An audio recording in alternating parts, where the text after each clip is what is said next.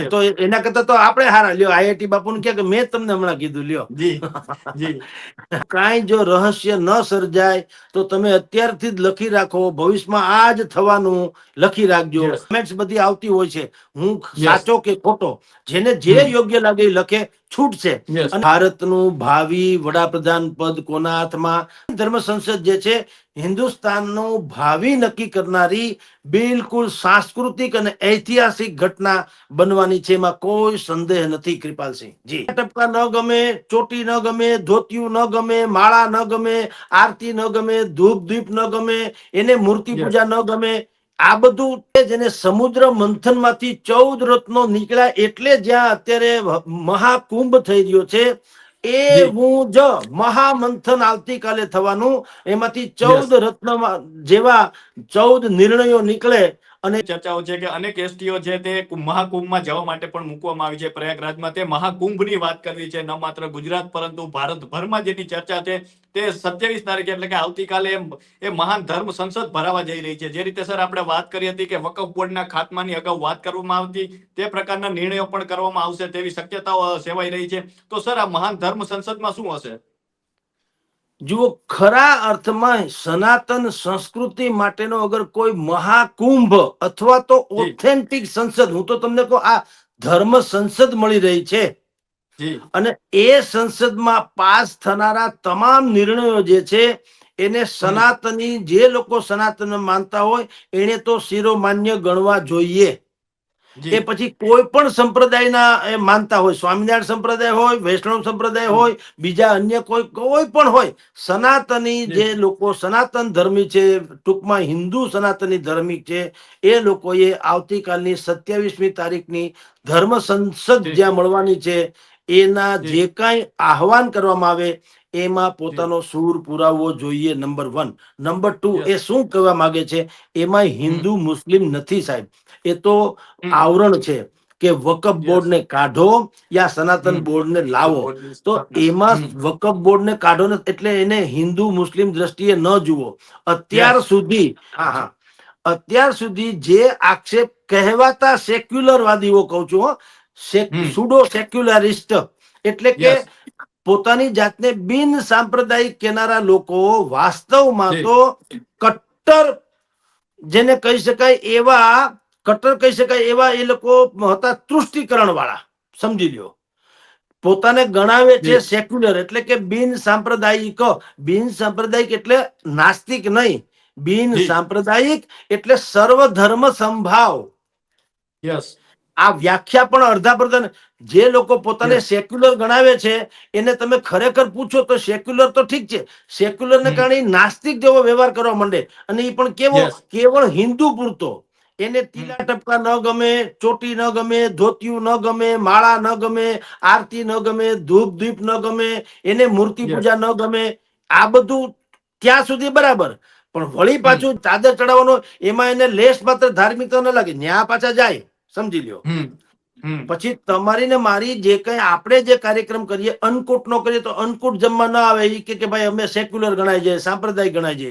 પણ ઈનો ઈ લોકો પાછા તમે જુઓ તો જે મુસ્લિમ સમાજ માટે થઈને એક આખી ઓલી પ્રધાનમાં જે લોકો રાખે છે, એટલે સવાલ એ છે કે અત્યાર સુધી આ ચાલ્યું ભાઈ, અને આને બધાએ લાજ કાઢી, કોઈએ ચોખ્ખું ને ખુલ્લીને ન કીધું.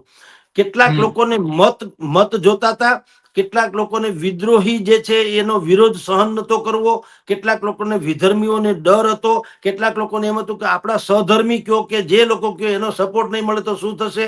આમ બધે અનેકવિધ કારણોસર કેટલાય વર્ષો સુધી બિન સાંપ્રદાયિકતાના નામે નૈરુતૃષ્ટિકરણ ચાલ્યું હિન્દુસ્તાનમાં. એને કારણે બહુમતીમાં હિન્દુ હોવા છતાંય આપણી તિતોડી સંભળાણી નહીં, અને લઘુમતીમાં હોવા છતાંય વિધર્મીઓને અનેક પ્રકારની સવલતો મળી.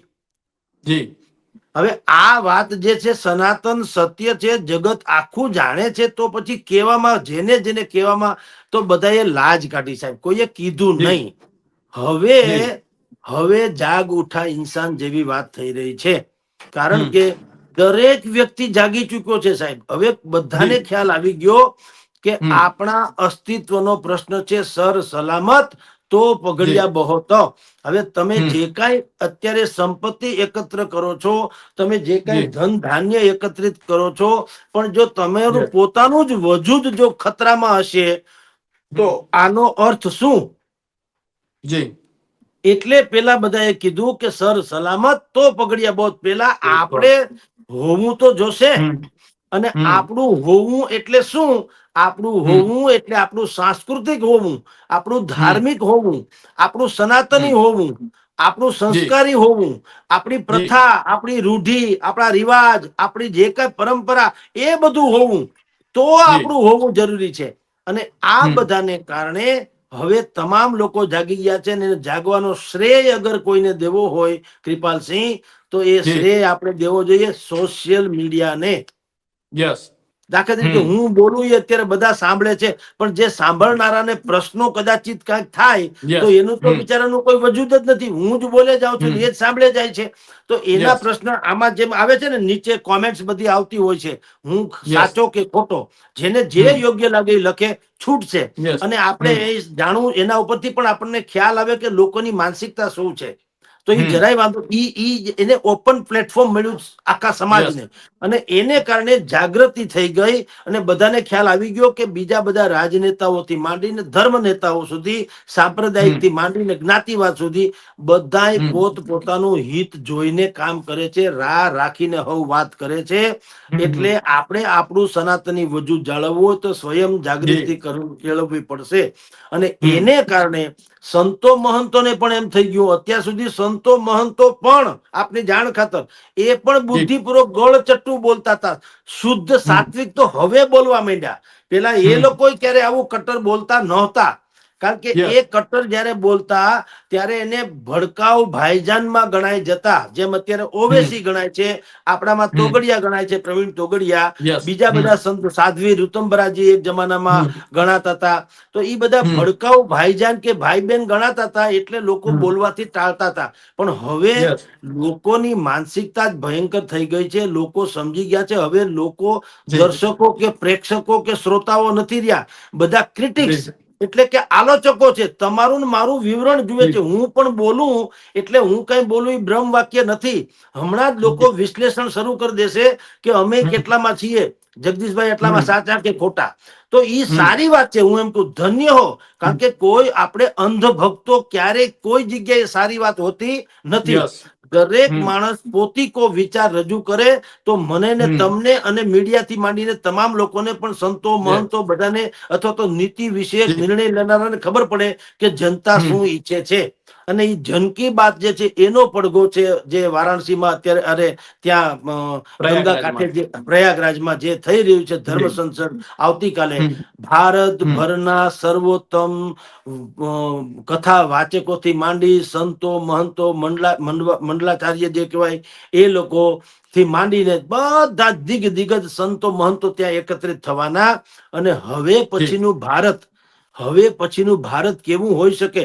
ભારત એઝ એ મહાસત્તા, એટલે યસ ભારત જે કે વિશ્વની મહાસત્તાની કમ્પેરમાં આપણું વજૂદ કેવું ને કેવા પ્રકારનું હોવું જોઈએ, એની એક નીતિ જી વિષયક નિર્ણય ત્યાં જાહેર થવાનો છે. અને તે જી સરકારને પ્રેશર કરશે કે તમે વકફ બોર્ડને કાઢો, અથવા તો રાખવું હોય તો સનાતન બોર્ડને પણ રાખો. કારણ કે જી મેક્સિમમ એટલે કે 180 140 કરોડ નો દેશ છે, એમાં 100 કરોડ જેટલા સનાતની હિન્દુઓ છે. તો હિન્દુઓનું કેમ વજન કઈ વજૂદ નથી, અને કેવળ જી લઘુમતીના નામે આનું જ કેમ છે વિધર્મીઓનું, એવો એનો દાવો છે.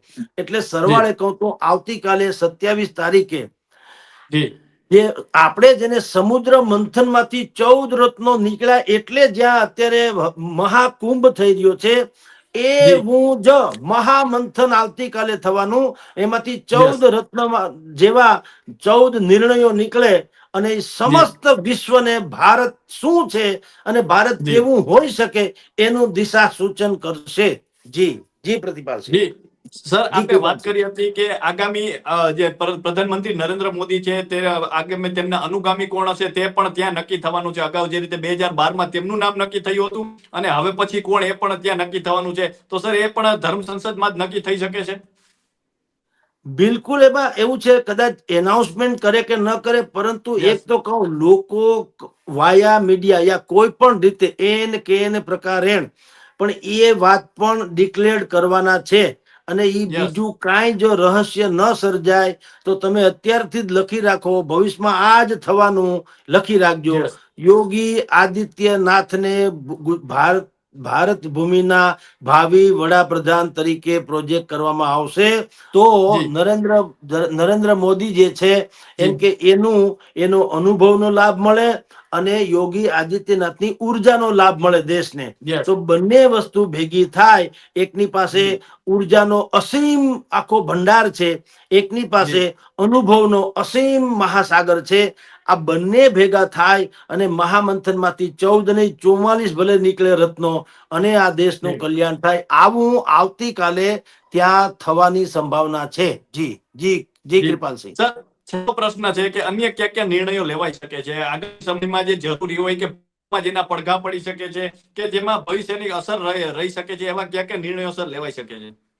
જુઓ, અત્યારે જે કેટલાક બીજા નિર્ણયોમાં મહત્વનો નિર્ણય એવો લેવાઈ શકે કે જે જી. કેટલાક સાંપ્રદાયિક મંદિરો છે, જે કેટલાક સાર્વજનિક પર્વતમાળાઓથી માંડી અને કેટલાક ધાર્મિક સંસ્થાનો છે, જી. એની કોઈ કોમન આચાર સંહિતા નથી. હમ. એની આવક અને જાવક એનું કોઈ કોમન એજન્ડા નથી. એ ક્યાંથી આવે ક્યાં જાય, ઓલા બજેટમાં કે આપણે આવીએ વાંચીએ છીએ ને કે રૂપિયો જી. ક્યાંથી આવે ને રૂપિયો ક્યાં જાય. તો આપણે જી. પ્રજા એમ કે રાજા રામ જાણે, ક્યાંથી આવે તો ખબર નથી, ક્યાં જાય એ ખબર હમ. નથી. એમ યસ. અત્યાર સુધી અનેકો સંસ્થાનો, ધાર્મિક સંસ્થાનો એવી છે કે જે જી. સનાતની હિન્દુ છે, પણ એ પેઢી દર પેઢીની જેમ ચાલે છે. જી. એનું યુટિલાઇઝેશન, એનું હમ. સાર્વત્રિક રીતે સમાજના વ્યાપક હિતમાં એનો કોઈ ઉપયોગ થતો નથી. દાખલા જી. તરીકે દાખલા તરીકે બધાને સમજાય એટલે કહીએ, હમ. સત્તાધાર, યસ. આપણું સત્તાધાર, રાઈટ. જી. હમ. અત્યારે કેટલા કેટલા આક્ષેપો કેવા થઈ રહ્યા છે. અને બીજું કે ખાવ સાલી સાલી તો ન હોય, આક્ષેપ થાય તો કાંઈક તો હોતું હશે. પણ જી. આક્ષેપો કેવા થાય છે કે ભાઈ હમ. સત્તાધારના 150-200 કરોડ રૂપિયા રાજકોટમાં ફરે છે. સત્તાધારના જી. બીજા પૈસા બીજા અમુક કોમ્યુનિટી પાસે બીજા પૈસા છે, એ લોકો પણ એનો જી. ઉપયોગ કરે છે. આવું બધું કહેવાય છે. સાચું ખોટું તો હમ. રામ જાણે. અને મેં કીધું તેમ જે આક્ષેપ કરનારા પણ કોઈ હાવ અજાણી વ્યક્તિ નથી. એ રસોડાની જી. વ્યક્તિ છે, એટલે કે બધું જાણકાર છે, એવા લોકો કે છે. હમ. અને હમ. પાછું એનો રદિયો નથી આવ્યો, એટલે કાંઈક હમ. કાળું ધોળું છે એ તો નક્કી છે. તો હવે શું થશે, તમે કહો છો તેમ, જો પ્રયાગરાજમાં ધર્મ સંસદ ભેગી થશે, એમાં ભારતનું ભાવિ વડાપ્રધાન પદ કોના હાથમાં, ભારતના રાષ્ટ્રપતિ કોણ એ પણ નક્કી થશે. જી. હવે પછી ભારતનો એક સનાતન બોર્ડ રચવામાં આવશે. બોર્ડમાં શંકરાચાર્યજીઓ છે જે લીડ કરશે અને એ એક જી. આચાર સંહિતા બનાવશે. આચાર સંહિતામાં તમામ ધર્મ સ્થાનકો જે છે એની આવક જાવક એનો હિસાબ કિતાબ જે છે એ આ સનાતન બોર્ડ એ જે છે મેન્ટેન જી. કરશે. આવકમાંથી કેટલી રકમ સાર્વત્રિક સ્કૂલ, હોસ્પિટલ્સ કે એવી બધી બાબતોમાં, પર્યાવરણની રક્ષા કે એવી બધી બાબતોમાં વાપરવા માટે તેને એ સૂચન કરશે. અમુક ખોટા ખર્ચા હશે તો એ ના પાડશે, સાચા ખર્ચા જી. કરવાનું ઉમેરવાનું કહેશે. આવું ધાર્મિક રીતે તમને કહું તો એક આખે આખું સાંસ્કૃતિક વિરાસત હવે ભારતની કેવી હોવી જોઈએ એની બ્લુ પ્રિન્ટ ત્યાં વારાણસીમાં એ એમ કે રજૂ થઈ શકે છે. અને દર વખત કરતા આ વખતે વિશેષ એટલા માટે સાહેબ કે આવું તો જી. આમ જુઓ તો ધર્મ સંસદો અત્યાર સુધીમાં જેટલી મળી અથવા તો હમ. મહાકુંભો મળ્યા એમાં આવી હમ. વાતો થઈ ખરી, પરંતુ જી. અનેક રીતે અનેક અવઢવોને કારણે એ બહુ એટલું એટલું ઇમ્પ્લિમેશન એનું ન થયું, એટલે કે એનું અમલીકરણ ન થયું. કારણ કે પેલા શું હતું, પેલા આટલું વીજાણુ યંત્રો આટલા નહોતા. ત્યાં હમ. નક્કી શું કરવામાં આવે, એ નક્કી કર્યા હમ. પછી પાછું પ્રજા સમક્ષ કેટલું મૂકવું, એ પાછું વચ્ચે જી. ગળાઈને આવતું. સરકારથી માંડીને બધી એજન્સીઓ કામે લાગી જતી, અને કામે હમ. લાગી જાય પછી એમ કે આટલું જ પાચ્ય બને એમ છે, લોકોને આટલું જ પચે એમ છે, એટલે એટલું જ હમ. રજૂ કરતા, બીજું કઈ ખબર પડતી નહીં. હમ. હવે તો લાઈવ ટેલિકાસ્ટ છે. જી. બધા જ લોકોને અક્ષરશઃ કોણ કયા મહામંડલેશ્વર શું બોલ્યા, કોણ ધર્માચાર્ય શું બોલ્યા, યસ. Yes sir. કયા શંકરાચાર્યજીએ યસ. શું પ્રસ્તાવ રાખ્યો, કોણે ટેકો યસ. આપ્યો, બધું જ હવે તો લાઈવ થવાનું છે.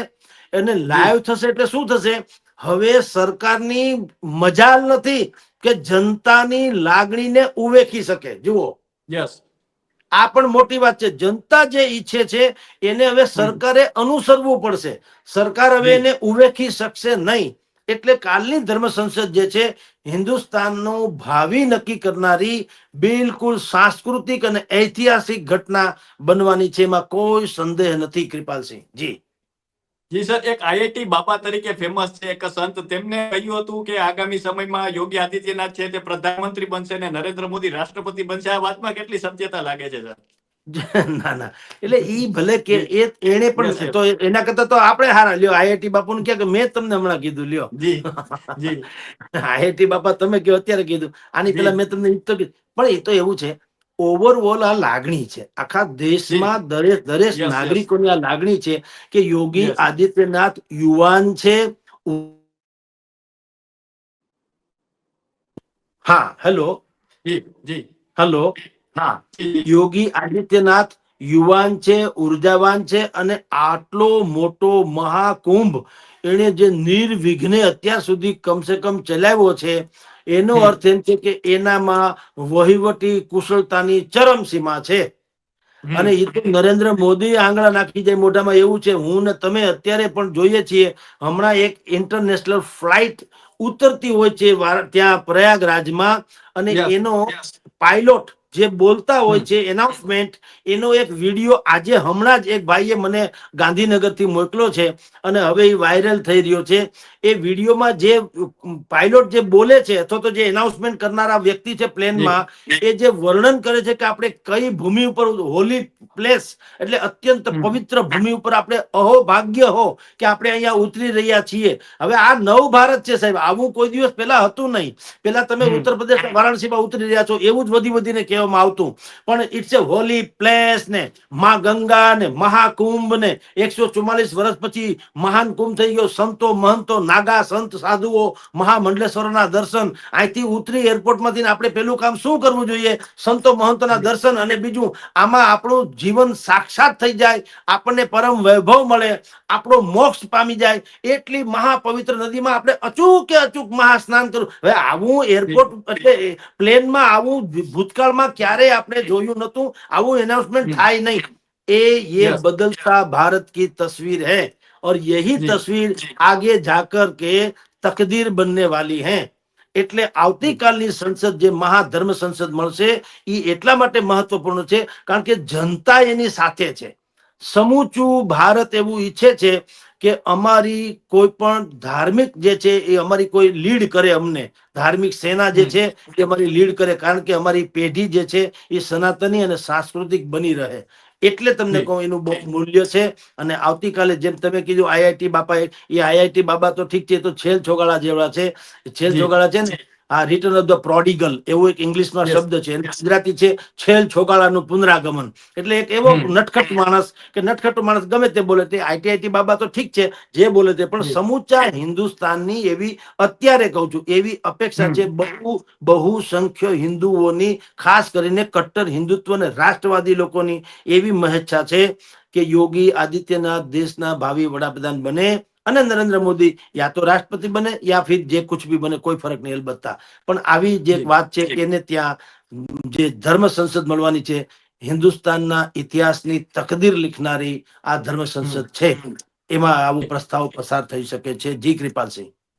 સર, આપનો કિંમતી સમય આપવા બદલ ખૂબ ખૂબ આભાર. તો આ હતા હેડલાઇન ન્યૂઝના ગ્રુપ એડિટર અને વરિષ્ઠ પત્રકાર જગદીશ મહેતા સર. અને સરે જે રીતે વાત કરી કે આવતીકાલે જે ધર્મ સંસદ મળવાની છે તે હિન્દુસ્તાનના ઇતિહાસમાં કંઈક નવા નિર્ણયો લાવી શકે છે, અનેક એવા નિર્ણયો છે ત્યાંથી લેવાઈ શકે છે, અને સૌ કોઈની નજર છે. તો અત્યારે બસ આટલું જ. ફરી મળતા રહીશું વાત ગુજરાતી પર.